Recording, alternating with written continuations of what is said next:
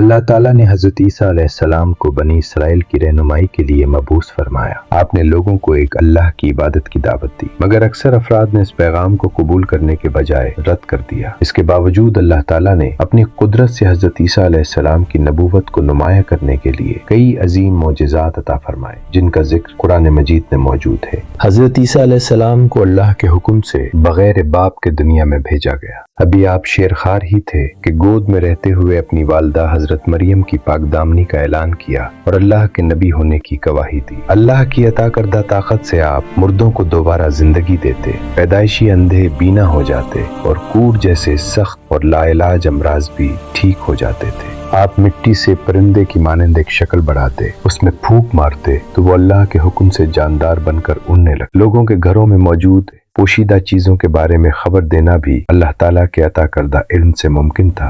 حواریوں کی درخواست پر حضرت عیسیٰ علیہ السلام کی دعا قبول ہوئی اور آسمان سے کھانے سے بھرا ہوا دسترخوان اتارا گیا۔ جب مخالفین نے آپ کو نقصان پہنچانے کا منصوبہ بنایا تو اللہ تعالیٰ نے حضرت عیسیٰ علیہ السلام کو ہر شر سے محفوظ رکھا اور انہیں زندہ آسمانوں کی طرف اٹھا لیا۔ قیامت سے پہلے آخری زمانے میں حضرت عیسیٰ دوبارہ زمین پر تشریف لائیں گے اور دجال کو ختم کریں گے۔